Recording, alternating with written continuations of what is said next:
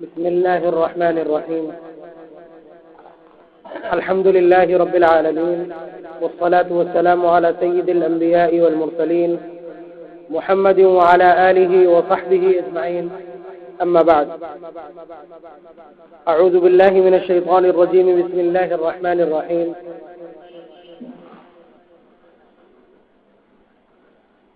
يوصيكم الله في أولادكم للذكر مثل حظ الأنثيين، فإن كن نساء فوق اثنتين فلهن ثلث ما ترك، وإن كانت واحدة إلى آخر الآية. بات چل رہی تھی میراث میں عورتوں کے حصے کی. زمانہ جاہلیت کا پورا دستور دیکھ لیں. دنیا کی جتنی بھی سویلائزیشن ہے ان سب میں آپ دیکھ لیں کہ یتیموں، کم سن بچوں اور عورتوں کے حقوق کا لحاظ نہیں کیا گیا. آپ اتنا شور شرابہ سن رہے ہیں. عورت کو راشٹرپتی بنا دیا گیا، عورت کو پارلیمنٹ میں پہنچا دیا گیا، عورت کو سینٹ میں پہنچا دیا گیا، عورت کو اسپیکر بنا دیا گیا. لیکن یہ سب کچھ وہاں کھڑے ہو کر کے جب دیکھو گے آپ تو آپ کو لگے گا کہ مرد چونکہ گھر سے 8 گھنٹے دور رہتا ہے اور اس کے پاس تفریح کا کوئی سامان نہیں ہے، اس لیے ہر ڈپارٹمنٹ میں ایک آدھ عورت ہوتی ہے جس سے صرف تفریح قلب کا کام لیا جاتا ہے. بہت بڑی سچائی ہے. اگر دیکھنا ہو تو ڈپارٹمنٹ میں کھڑے ہو کر کے دیکھ. ایک جملہ اچھال دیا ایک نے، آدھے گھنٹے تک اس کو ڈسکس کرتے رہے، تفریح ہوتی رہی، تفریح قلب. تو عورت بکنے کا سامان ہے، عورت تفریح کا سامان ہے، عورت مردوں کے لیے کھلونا ہے، بالغوں کا کھلونا ہے عورت. اور سچائی یہی ہے. آپ دیکھیں یورپ کی عورتوں سے پوچھ کر کے، وہ جب اسلام میں داخل ہوتی تو ان سے پوچھیے، وہ بتائیں گی کہ اسلام سے بڑا مقام عورت کا کسی کا نہیں. اسلام میں جتنا مقام عورت کا ہے اتنا بڑا مقام کسی نے نہیں دیا. یہ آزادی کے نعرہ لگانے والے یہ سب عورت کو ایک بزنس کا سامان سمجھتے ہیں. جس کا بھی اسٹیٹمنٹ چاہے پڑھیں، اور سچائی بھی یہی ہے. اسلام کا جو پوائنٹ آف ویو ہے آپ اسے دیکھیں. عورت کو چھپا کے رکھا گیا. عورت کو کبھی بھی ایسی جگہ پہ، ایسی کنڈیشن میں اور ایسی سچویشن میں آنے کی اجازت نہیں ہے جہاں وہ نگاہوں کے زد میں آ جائے. اور یہ نیچرل سسٹم ہے. آپ دیکھیں کوئی بھی عورت جس وقت کھڑی ہو اور کئی نظریں اس کی طرف اٹھیں تو آپ دیکھیے اس کے چہرے کا رنگ کیسا ہوتا ہے. شرم کی وجہ سے کتنی بے حیا اور بے شرم ہو لیکن پکا جائے گی وہ عورت. اس کا مطلب یہ ہے کہ نیچرل فالٹ ہے. یہ نیچرل فالٹ ہے کہ مرد اس کو اپنی نگاہوں کی زد میں لے لے. آپ دیکھیں نا نبض کیا کہتی ہے، فطرت کی نبض کیا کہتی ہے وہ خود بتا دے گی. تو اسلام نے یہ نظام پیش کیا کہ عورت کو پردے میں رکھا جائے. اس کی کوئی بھی چیز، امامت کی اجازت نہیں دی. عورت کی جماعت کو مکروہ قرار دیا اس لیے کہ عورت بالکل آگے بڑھ کر کے کھڑی ہو جائے گی، سب کی نگاہیں اس پہ پڑیں گی، اس کی حیت پہ پڑیں گی. اس کے علاوہ جب وہ تلاوت کرے گی، ظاہر سی بات ہے جہری نمازوں میں 3 نمازوں میں بلند آواز سے تلاوت کرنا ہوگی. اور عورت کی آواز کسی طرف چلی جائے، باہر نکل جائے، 4 دیواری سے باہر ہو جائے، عورت کی آواز بھی اسی طرح سے عورت ہے اور قابل صدر ہے. اس کا چھپانا لازم ہے. اس طرح اپنے جسم کا چھپانا لازم ہے. سسٹم دیکھیں آپ. جماعت پہ پابندی لگا دی، مکروہ تحریم ہے.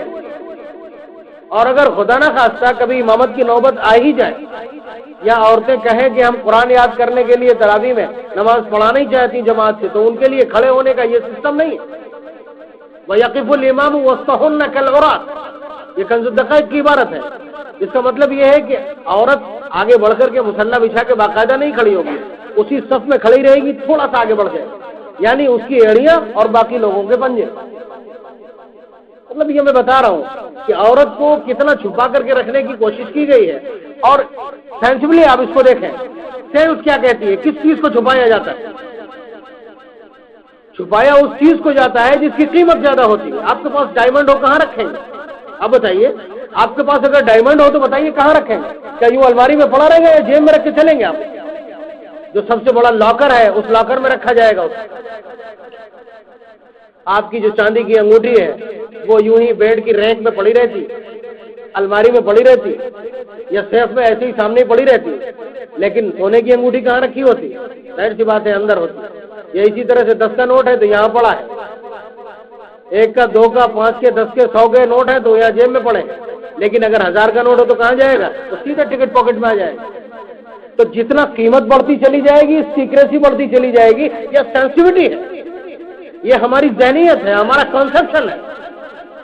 तो इस्लाम ने औरत को एक धरोहर माना था, उसको उसकी कीमत लगाई थी। इसलिए आप देखें ना, कवारीर उस चांदी को कहा जाता है जो ट्रांसपेरेंट हो। कवारीर उस चांदी को कहा जाता है, उस चांदी के बर्तनों को कवारीर कहा जाता है कि जो ट्रांसपेरेंट हो। और आप जानते हैं कि दुनिया में चांदी कोई ट्रांसपेरेंट पाई नहीं जाती। आप समझ रहे हैं? ये जन्नत में पाई जाने वाली धात है। नबी अकरम सल्लल्लाहु अलैहि वसल्लम एक मर्तबा सफर में है, हजरत अंजशा एक सहाबी है, वो सहाबी औरतों को हौदज में ऊंट पे बिठाए हुए और उन्होंने अपनी सवारी की रफ्तार बढ़ा दी। तो नबी अकरम सल्लल्लाहु अलैहि वसल्लम का आवाज़ देखिए, हजरत अंजशा को टोका है तो टोकने में अल्फाज, अब देखिए सेंटेंस ही क्या है, अल्फाज इस्तेमाल किए, या अंजशा रिफ्कम बिल कवारीर, अंजशा ये आबगीने हैं, ये कवारीर हैं, थोड़ा आहिस्ता लेके चलो, थोड़ा सवारी को आहिस्ता लेके चलो, ये आबगीने हैं, कहीं टूट ना जाए। कवारीर से ताबीर किया औरतों को। आप नजाकत देखें, कीमत है, यानी ये धात इतनी बेशबहा है, इतनी ज्यादा कीमती है, इतनी अनमोल है कि जिसकी वजह से दुनिया में उसका पाया जाना मुश्किल हो गया। तो औरत को कीमती समझा और अल्फाज तक उस तरह के इस्तेमाल किए। और वो 25 पैसे की भी चॉकलेट है ना, तो उस पे नीम उरिया अर्धनगन औरत छपी हुई, शैम्पू है तो उसके ऊपर औरत छपी है, बनियान है तो उसके ऊपर औरत छपी है, चप्पल है तो उसके ऊपर औरत छपी है। देख लेना आप, यहां से जिस वक्त निकलेंगे तो कोई साइन बोर्ड ऐसा नहीं जिस पर औरत छपी हुई है। क्या कीमत है? बाजार में उतार दिए तो बाजार में बिकने वाला माल है, लोगों को अट्रैक्ट करने के लिए, जाजिब नजर बनाने के लिए औरत के चेहरों का इस्तेमाल। और देखे ना ग्लैमर की दुनिया में उतर के तो आपको मालूम होगा कि करोड़ों रुपए में वो तस्वीर बिकती है जो कपड़े उतार के खिंचवाई जाती है। आप बताइए, ये जिस्म को फरोख्त करना नहीं तो क्या है? औरतों की हया को ताराज कर दिया, जनाजा निकाल दिया हया का, और उसके बाद उनकी तस्वीरों का यूज भाव शुरू हो गया। अखबारात देखे ना, आजकल के अखबारात, बहुत छोटे छोटे इतने बड़े जो अखबार चल रहे हैं उनमें सिर्फ यही होता है। बहरहाल इस्लाम ने औरत को खुसूसियत के साथ पनाह दी थी उस वक्त जिस वक्त सारे लोगों ने कह दिया था कि औरत कोई वजूद नहीं है, औरत कोई काबिल एहतराम वजूद नहीं है, जिस तरह जानवर है उस तरह ये। बल्कि कलीसा ने 570 में यह फैसला दे दिया था कि औरत के अंदर जान तस्लीम नहीं की जाती, औरत के अंदर जान तस्लीम नहीं की गई। जिस तरह बेजान चीजों के साथ बर्ताव और बिहेव किया जाता है उसी तरह इसके साथ किया जा सकता है। इस्लाम ने उसको मकाम दिया, सहारा दिया। न सिर्फ ये कि फरमाया इन्नल जन्नत तहत अक़दामिल उम्महात, कि जन्नत माओं के कदमों तले है, औरत की खिदमत की जाना चाहिए। बीवी का जब रूप तो बतला दिया खैरुकुम खैरुकुम लिअहलिकुम, तुम में से सबसे बेहतर वो है जो अपनी बीवी के लिए बेहतर हो। खियारुकुम खियारुकुम लिनिसाइकुम, तुम में सबसे बेहतर वो है जो अपनी औरतों के लिए बेहतर हो। यूं स्टैंडर्ड बाई स्टैंडर्ड बयान किया, हर रिश्ते को अलग पैराए में अलग हुर्मत के साथ बयान किया। जब बेटी का मामला आया तो फरमाया जिसके यहाँ 2 बेटी हो और फिर वो उसकी तरबियत करे, मैं जन्नत की गारंटी लेता हूँ। जनाब मोहम्मद रसूलुल्लाह सल्लल्लाहु अलैहि वसल्लम की गारंटी। और ये सब छोड़ दीजिए, ये सारे स्टेटमेंट है, आप ये देखिए प्रैक्टिकली मोहम्मद रसूलुल्लाह सल्लल्लाहु अलैहि वसल्लम को जो औलाद दी गई वो क्या है? नरीना बच्चे 3 पैदा हुए हैं, लेकिन अल्लाह तबारक व तआला ने उन्हें बाकी नहीं रखा। बावजूद है कि पूरा मक्का कहते हैं कि ये तो बेनस्ल है, ये तो अबतर है, दुम्बुरीदा है, इसकी नस्ल नहीं चलेगी। इन इल्जामात के बावजूद अल्लाह तबारक व तआला ने सिर्फ बेटियां दी हैं, और बेटी को प्यार करके जो दिखाया है, हजरत फातिमा को जिस तरह प्यार किया है, सारी दुनिया मिलकर भी अपना सारा प्यार निछावर कर दे तो बराबरी नहीं कर सकती। बेटी है कि जिस वक्त सफर में जाते हैं तो सबसे आखिर में हजरत फातिमा से मुलाकात करते हैं, और जिस वक्त एंट्री करते हैं तो सबसे पहले हजरत फातिमा की पेशानी को बोसा देते हैं। تاکہ جو ہجر اور فراق اور دوری اور غیبت کا جو تعلق ہے وہ کم سے کم ہو، وہ دوریاں کم سے کم ہو جائے۔ جس وقت کھانا کھاتے ہیں، حضرت ابو ایوب انصاری رضی اللہ تعالیٰ عنہ کے یہاں معلوم ہے آپ کو، مشہور زمانہ واقعہ ہے، حضرت ابو ایوب انصاری رضی اللہ تعالیٰ عنہ کے یہاں جب یہ تینوں پہنچے تھے، پیغمبر اعظم، صدیق اکبر، فاروق اعظم، یہ تینوں لوگ جب پہنچے تھے تو آپ کو معلوم ہے یہ اپنے اپنے گھروں سے نکلے تھے کہ تین دن ہو گئے، پیٹ میں کچھ پہنچا نہیں۔ یہ لوگ اس گھر میں پہنچے تھے تو انہوں نے اپنے بکری کا ایک بچہ ذبح کیا تھا، اور اس کے بعد فوراً جب کھانے کو پیش کیا تو نبی اکرم صلی اللہ علیہ وسلم نے آدھی روٹی اور اس کے اوپر چند بوٹیاں رکھ کر کے حضرت صدیق اکبر کے حوالے کیا کہ جاؤ یہ فاطمہ کو پہنچا دو، فاطمہ کو پہنچا دو، اس لیے کہ اس نے بھی 4 دن ہوئے کچھ کھایا نہیں۔ تو بیٹی سے محبت کر کے دکھائی، اور اللہ تبارک و تعالیٰ نے پریکٹیکلی نمائندگی کروائی ہے کہ دیکھو عورت کو ہم مقام دینا چاہتے ہیں، اور محمد رسول اللہ صلی اللہ علیہ وسلم کی صلب سے جو بچے پیدا ہوئے وہ خالص بیٹیاں، اب اندازہ کیجیے، حضرت خدیجہ الکبریٰ کی ہیں یہ 4 بیٹیاں، باقی ازواج سے صرف ماریہ قبطیہ کے بطن سے آپ کو معلوم ہے حضرت ابراہیم پیدا ہوئے۔ بہرحال عورت کو ایک مقام دیا، پریکٹیکل کروایا، زبانی اعتبار سے مقام دیا، اس کے بعد میراث میں طاقتور نمائندہ بنا کر کے حصہ دیا، اور جیسے ہی اس طرح کا حال پیش آیا قرآن کریم کی آیات کو نازل کیا۔ اور میری خواہش تو یہ تھی کہ کاش قرآن کریم کے الفاظ یا کم از کم عربی کی جو ورڈنگ ہے اس کو اگر آپ سمجھتے ہوتے تو آپ کو پتہ لگتا ہے کہ طاقتور الفاظ کے لیے جو تعبیرات، جو سینٹینسی، جو ورڈ استعمال کیے جا سکتے ہوں گے وہ سارے یہاں استعمال کیے گئے۔ آپ بتاؤ وصیت کہاں پہ استعمال ہوتا ہے؟ وصیت اس اسٹیٹمنٹ کو کہا جاتا ہے کہ جو مرتے وقت آدمی اپنے آخر میں دیتا ہے۔ یہی وجہ ہے کہ اگر وصیت اس نے مرنے سے 10 سال پہلے کر دی اور مرتے وقت جو وصیت کی ہے وہ وصیت نافذ ہوگی۔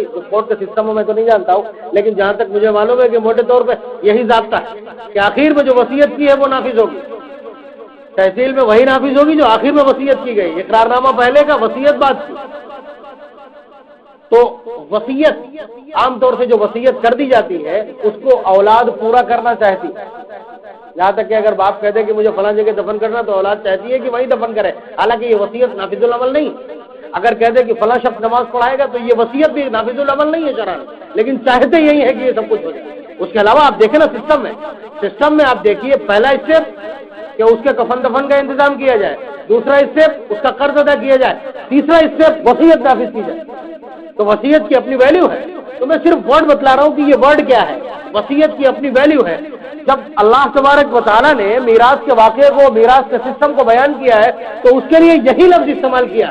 دیکھیں آپ جو حفظ کرنے والے بچے ہیں وہ یہ سمجھتے ہیں کہ یہ صفحہ قرآن کریم کا سب سے مشکل صفحہ ہے یاد کرنے کے لیے۔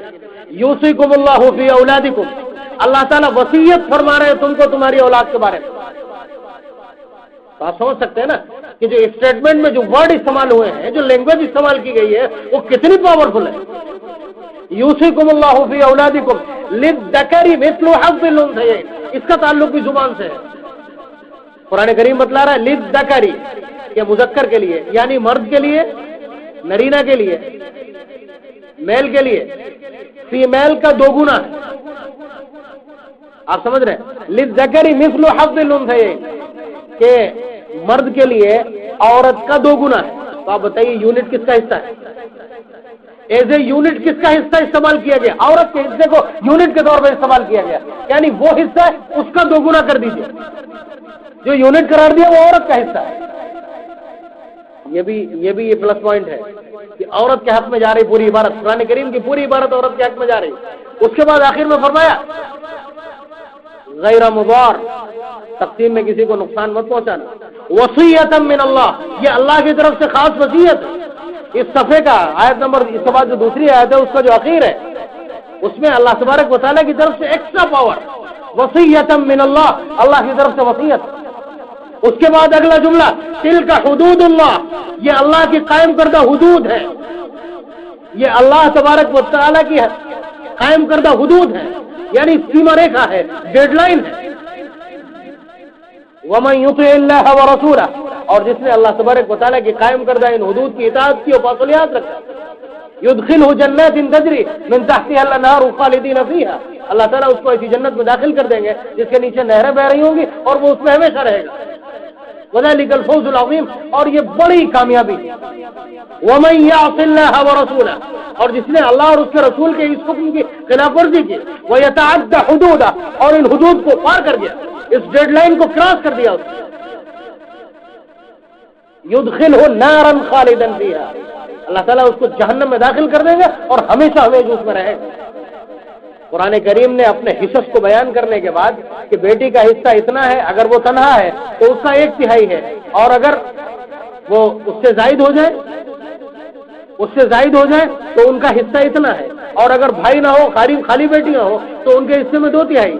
یا اس طرح کا پورا سسٹم بیان کیا. لیکن ہمارا حال کیا ہے؟ لڑکی کا حصہ کوئی میٹر ہی نہیں. اس کے علاوہ کہاں میراث تقسیم ہوتی ہے؟ ہمیں دیکھے ہی نہیں, خالی وہ جگہ پہ نشان تو لگتے ہوئے معلوم ہوتے ہیں کہ ہاں اتنی جگہ چھوڑی, اس میں سے نشان لگا دیے گئے, اتنا ہی. آپ سمجھ رہے ہیں؟ مما قل منہ او کثر, میں نے بتایا مما قل منہ او کثر, کم ہو یا زیادہ سارا کا سارا تقسیم ہوگا. جانماز ہے, اس کے 2 ٹکڑے کرنے کے بعد یہ قابل استعمال نہیں بچے گی, تو پھر اس کی قیمت لگائیے, اس کے بعد اس حساب سے تقسیم کیجیے. 1 پیالہ بچہ ہے, قیمت لگائیے, اس اعتبار سے اس کا ڈیوائڈیشن ہوگا. گھر میں کیلے ہیں, ان کیلوں کا حساب میں اس کو حساب میں جوڑا جائے.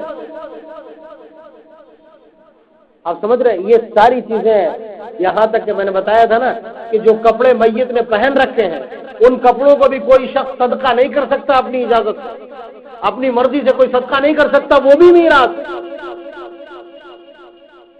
تو ہم نے تو بڑا عجیب سا معاملہ سمجھا ہے کہ جو جس کے قبضے میں, چلو چھوٹا والا بھائی پھنس گیا بیچارہ, آخر میں وہ پھنس گیا, یا بڑے صاحب پھنس گئے تو پھنس گئے. ہمارے پاس تو دن بھر اس طرح کے کیسز آتے ہیں, مجھے معلوم ہے سماج کی نبض کس طرح چل رہی ہے, حالات کتنے ابتر ہیں میراث کے حوالے سے. جو جس کے ہاتھ سے لگ جائے لگ گیا اس کے ہاتھ. یا 4 بھائی ہیں, ایک طاقتور پڑتا ہے تو کہہ رہا ہمیں آدھا چاہیے, اس لیے کہ جب یہ خریدا گیا تھا تو ہم نے اس میں پیسے لگائے. نہیں چلے گا, کچھ بھی نہیں چلے گا. آپ سمجھ رہے ہیں؟ بہرحال سسٹم یہ ہے کہ آپ کسی بھی اعتبار سے بیٹی کا حصہ یا بہن کا حصہ ڈیزالو نہیں کر سکتے, آپ اس کو مائنس نہیں کر سکتے, آپ اسے ریفیوز نہیں کر سکتے کسی بھی اعتبار سے, اس لیے کہ اس کا تو یونٹ ہے, وہ تو باقاعدہ اسٹینڈرڈ میں شامل ہے. بیوی کا حصہ کم زیادہ ہو سکتا ہے, بیٹا اگر ہے بیوی کا حصہ کم ہو جائے گا, اور اگر بیٹا نہیں ہے اس کا حصہ بڑھ جائے گا. بیوی کا حصہ تو کم زیادہ ہو سکتا ہے, بیٹی کی یونٹ تیار ہے, اوپر جا سکتی, نیچے نہیں آئے گی. اس حصے کو برباد کس نے کیا ہے؟ پھر وہیں پہ آ جائیں گے پلٹ کے, جس کے سلسلے میں ذائقہ بگڑتا ہے میرا. جہیز واحد ایسی لعنت ہے کہ جس کی وجہ سے اس لڑکی کا حصہ مارا گیا. آپ کہہ سکتے ہو کہ جتنا اسے اس میں دینا تھا اتنا ہم نے دے دیا, آپ نے تو دے دیا, وہ جہیز کہلایا. اللہ تعالیٰ کی بارگاہ میں تو مانے نہیں. آپ ایک بندے کی حیثیت سے جیو, یہ ویلیڈیٹی ہے آپ کی حیثیت, قانونی حیثیت یہ ہے کہ آپ بندے کی طرح جیے. اللہ تبارک و تعالیٰ کے قانون کا پاس و لحاظ کریں. آپ کتنے ہی دے دیں جہیز میں, وہ لعنت ہے, لعنت رہے گا. ساری دنیا چلاتی ہے عورتوں کو, یہ وہ یہ. اسلام نے عورت کو حصہ دیا ہے. پچھلی حکومت نے, اتر پردیش کی پچھلی حکومت نے ایک قانون پاس کیا کہ لڑکیوں کو جائیداد میں حصہ نہیں دیا جائے. آپ سمجھ رہے ہیں؟ یہ قانون پچھلی حکومت نے پاس کیا تھا. دعویٰ بول دیا مسلم پرسنل لا بورڈ نے, دعویٰ بول دیا کہ نہیں, یہ ہمارے آئلی قانون میں یا ہمارے پرسنل لا میں ہستکشیپ ہے, اب انٹرفیئر کرنا چاہتا ہے, ہم اس کو برداشت نہیں کریں گے.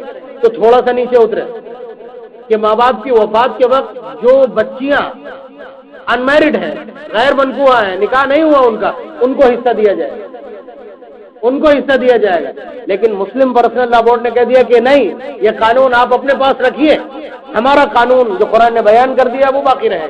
اس کے اوپر تاہنوز احتجاج جاری ہے, آپ کو معلوم ہونا چاہیے. لیکن اتنی ہمت کس کی پڑی, اتنی ہمت کیوں پڑی؟ ہم نے بیٹیوں کو حصہ دینا چھوڑا ہے. آپ جہیز بند کر دیجئے، بیٹی کا جو حصہ بن رہا ہے، بہن کا جو حصہ بن رہا ہے، اس حصے کی رجسٹری آپ حوالے کر دیجئے، لڑکے نام بیٹی کے رکھے حوالے کر دیجئے۔ یہ بھی تو ایک طریقہ ہو سکتا ہے، یہ بھی ایک طریقہ ہو سکتا ہے، لیکن آپ اس طرح سے حقوق کو تلف کریں گے تو اس کا میسج اچھا نہیں۔ آپ کہو گے میرا گھر کا معاملہ ہے، ڈومیسٹک کیس ہے، آپ کو کیا انٹرفیئر کرنے کی ضرورت ہے؟ ٹھیک ہے، اگر یہی کہتے ہو آپ تو یہ انسانیت نہیں ہے۔ آپ دیکھیں نا، پوری دنیا نے پروپیگنڈا بنایا ہے اس وقت کہ اسلام نے عورت کے اوپر بہت ظلم کیا، مسلمانوں نے عورت کو تو بندھوا مزدور بنا کے رکھا ہے چاروں طرف، کہ وہ نوکری نہیں کرنے دیتے، وہ پڑھنے نہیں دیتے۔ آپ لائیں نا فہرست لائیے، آپ کے پاس جتنی فہرست ہو پوری دنیا کی سویلائزیشن میں عورت کے لیے جو بھی فیسلٹیز ہو وہ لے کر کے آئیں، اور میں اسلام کا جو صحیح شکل ہے، اس کی جو صحیح دفعات ہیں عورت کے حوالے سے وہ پیش کروں۔ مسلمانوں کا عمل حجت نہیں ہے، مسلمانوں نے تو حقیقت میں عورت کو مزدور بنا کے رکھا ہے۔ وہ دباؤ ڈالتے ہیں کہ تو میرے چھوٹے بھائی کے بھی کپڑے دھوئے گی، میری بہنوں کے بھی کپڑے دھوئے گی، اور میری ماں کے بھی کپڑے دھوئے گی، اور میرے باپ کے بھی کپڑے دھوئے گی۔ اس طرح کا سسٹم گاؤں میں چل رہا ہے، حالانکہ وہ آپ اتھرائز نہیں ہے کہ آپ اپنے کپڑے اس سے دھلوا لیں، شرعی اعتبار سے اس کی ذمہ داری نہیں۔ آپ کھانا اس سے پکوا لیں، شرعی اعتبار سے ذمہ داری نہیں ہے۔ آپ زبردستی اپنے بچے کو دودھ پلوا لیں، ذمہ داری نہیں ہے۔ اب یہ اتنا کہہ دے، اگر کوئی آدمی گھر کے کام میں ذرا سا حصہ بٹا لے تو گلی میں بیٹھنا دوبر ہو جائے گا کہ دیکھو یہ ہے بیوی جورو کے غلام۔ یہ سماج ہے نا، ستیاناش مارا اس نے، انیمن کس نے کیا اس پورے سسٹم کو، پورے نظام کو؟ اس ہماری بدتمیزی نے کیا۔ ہندوؤں کے یہاں عورت کو جو کچھ سمجھا جاتا رہا ہے اس طرح سے ہمارے معاشرے میں بھی یہ سارا ڈرامہ در آیا، اور اس کے بعد ہم نے بھی یہ بدتمیزی شروع کر دی۔ ان کے یہاں تو عورت کا مستقل کوئی وجود ہی نہیں کہ شوہر اگر مر گیا ہے تو عورت اس کی چتا کے اوپر زندہ لیٹ جائے۔ یہ کل بھی سسٹم تھا، آج بھی ان کی بھاوناؤں میں بسا ہوا ہے۔ عالمی حالات نے انہیں روک رکھا ہے۔ بہرحال اس سے یہ تو پروو ہو جاتا ہے کہ ان کے یہاں عورت کا اپنا کوئی مستقل وجود نہیں، سپلیمنٹری ہے مرد کے تحت، لیکن ہمارے یہاں نہیں۔ دیکھیں نا قرآن کریم کی جو یہ سینٹینس ہی ہے، للرجال نصیب مما ترک الوالدان والاقربون، یہ ایک آیت ہو گئی، للرجال مطلب مردوں کے لیے، اور آگے عورت کے لیے الگ سے وللنساء نصیب مما ترک الوالدان والاقربون مما قل منه او كثر۔ عورت کا جب حصہ بیان کیا تو اس میں 2 سینٹینس بڑھا دیے، للرجال نصیب مما اکتسبوا وللنساء نصیب مما اکتسبوا، برابر کا مقام دیا۔ بہرحال یہ اسلام کے شاعر اور خصوصیات ہیں کہ اسلام نے ظلم اور بربریت کو ختم کر کے عورت کو مقام دیا تھا، وہ اسلام کی خصوصیت تھی۔ اس اسلام کی خصوصیت کو سامنے لا کر پرووائڈ کیا جاتا ہے، ایسے ٹائٹل استعمال کیا جانا چاہیے تھا، لیکن ہم نے اس کو ولیمیٹ کر کے ستیاناش مار دیا اس کا۔ اسلام کا چہرہ مسئلہ، یہ چھوٹے چھوٹے مسائل نہیں، بہت بڑے بڑے مسائل ہیں جنہیں عالمی پیمانے پہ سمجھا جاتا ہے۔